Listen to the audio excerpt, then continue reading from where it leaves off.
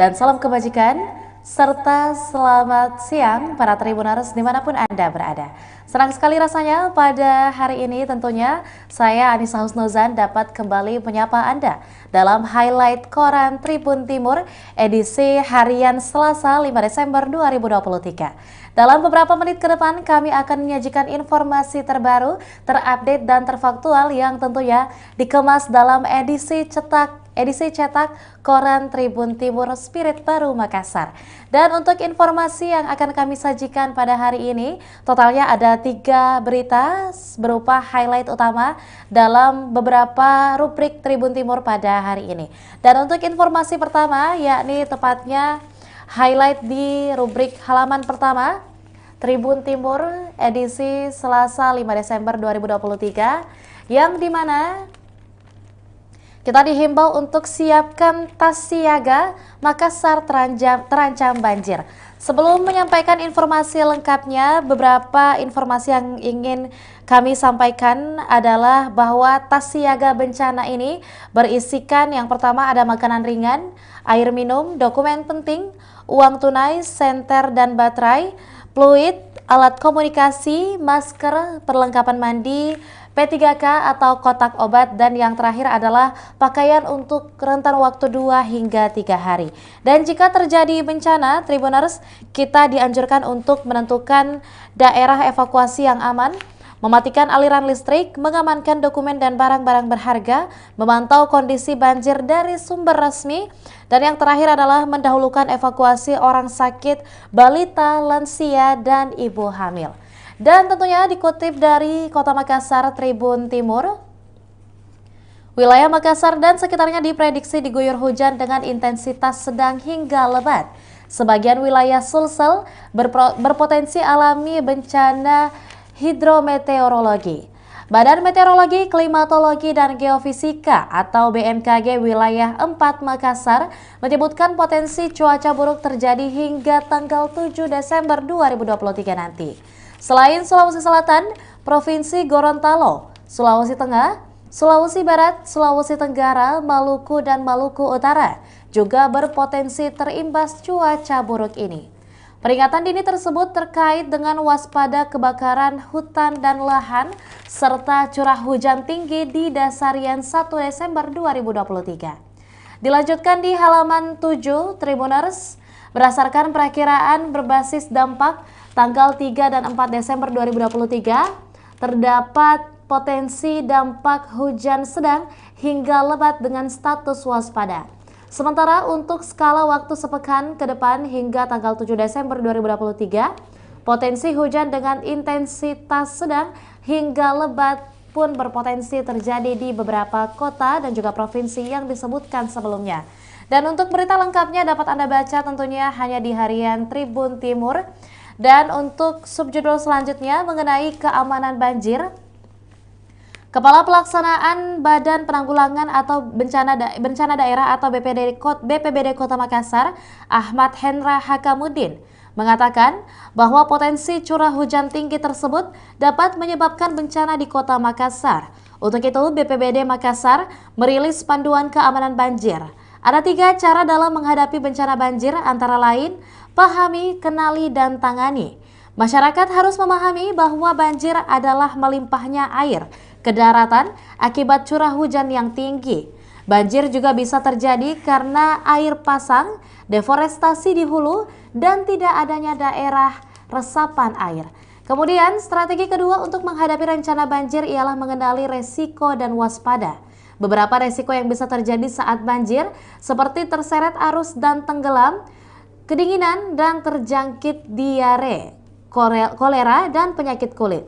Karena itu, masyarakat harus mewaspadai jika huniannya berada di daerah rawan banjir, bangunan dan fondasi yang tidak tahan banjir, serta ketidakpedulian masyarakat terkait kelestarian lingkungan. Dan tentunya Tribuners, untuk subjudul yang terakhir di berita pertama yakni siapkan tas siaga Makassar terancam banjir, yang berada di halaman 7 mengenai daerah atau wilayah di Kabupaten Sinjai dan juga daerah Malino yang terkena longsor. Ruas jalan yang menghubungkan Sinjai dan Malino, Kabupaten Goa, dilaporkan tertutup longsor sepanjang 30 meter pada hari Senin 4 Desember 2023 kemarin.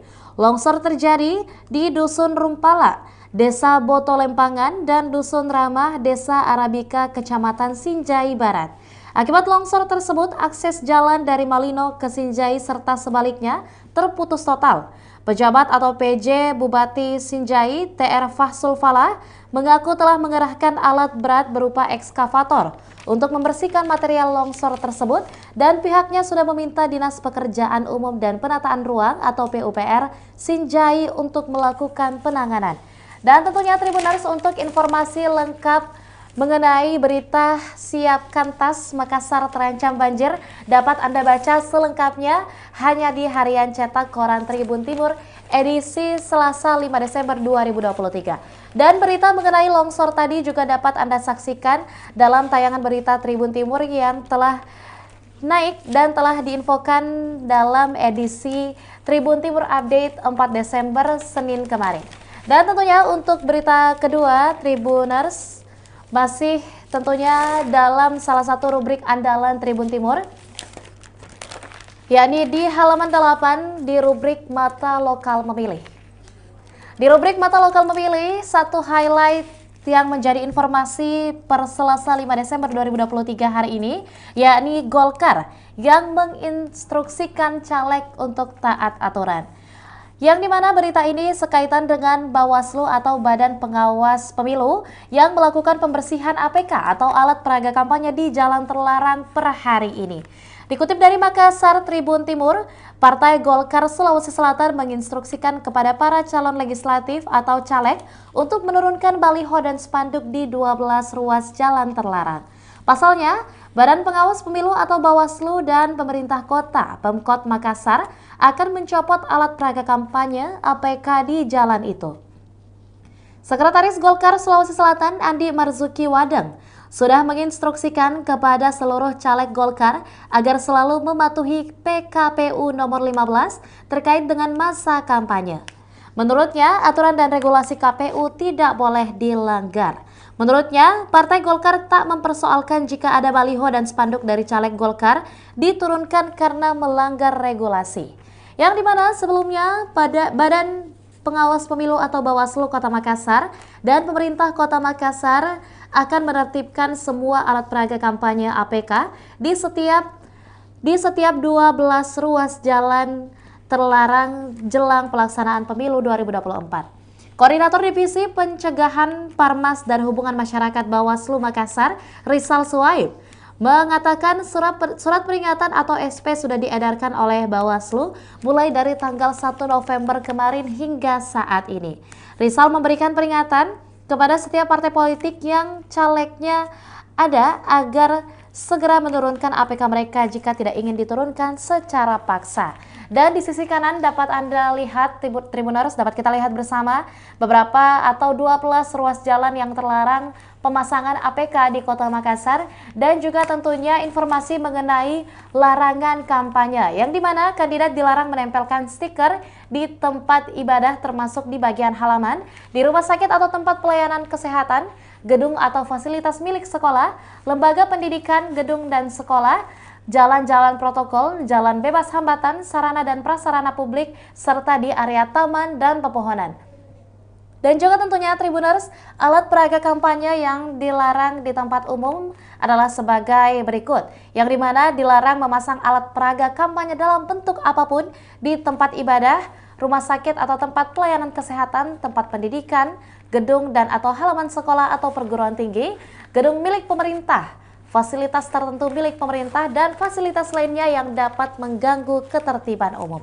Dan tentunya Tribuners, untuk informasi dan berita selengkapnya dapat kembali Anda baca dalam Harian Cetak Tribun Timur edisi Selasa 5 Desember 2023 dan tentunya di berbagai media informasi baik itu di media online ataupun media video di Tribun Timur, yakni di kanal YouTube dan juga Facebook Tribun Timur. Dan untuk berita ketiga dalam highlight koran Tribun Timur hari ini berada dalam rubrik di halaman 14, Di halaman 14 Tribuners, yakni informasi mengenai Indosat cari Nagita Slavina dari Bulu Cindea. Yang dimana ini adalah informasi mengenai program Desa Digital IM3 dan juga program memberi pelatihan hingga pojok wifi gratis. Yang dimana dikutip dari Makassar, Tribun Timur, saya yakin wanita-wanita di sini nggak kalah dari Nagita Slavina dalam membuat konten. Canda SVP Head of Corporate Communication IOH, Steve Sairang saat membuka sesi ketiga Desa Digital IM3. Indosat Uridu Huchioson atau IOH melalui brand IM3 kembali menghadirkan program tersebut di Desa Bulu Cindea, Kecamatan Bungoro, Kabupaten Pangkep, Sulawesi Selatan pada hari Senin 4 Desember 2023 kemarin. Seperti sebelumnya, Desa Digital IM3 bekerja sama dengan Tribun Timur menghadirkan pelatihan-pelatihan yang ditujukan kepada warga desa. Bertujuan untuk memberdayakan pegiat usaha mikro, kecil dan menengah atau UMKM, program ini juga mendorong mereka untuk mengoptimalkan pemanfaatan teknologi digital dalam meningkatkan perekonomiannya. Berbagai pelatihan diberikan di program Desa Digital IM3, di antaranya pemanfaatan sosial media, digital marketing, jurnalistik dasar penulisan, fotografi, dan videografi. Dipaparkan oleh Steve, dari pelatihan-pelatihan yang digelar IOH dan Tribun Timur ini, warga bisa menjual bulu cindea ke level nasional dengan menjadi content creator. Dengan digelarnya event ini, diharapkan warga desa mampu mengoptimalkan pemanfaatan teknologi digital dalam meningkatkan perekonomiannya. Akses terhadap manfaat digital menjadi hal penting bagi pegiat UMKM di desa agar komoditas yang mereka hasilkan dapat menjangkau pasar yang lebih luas.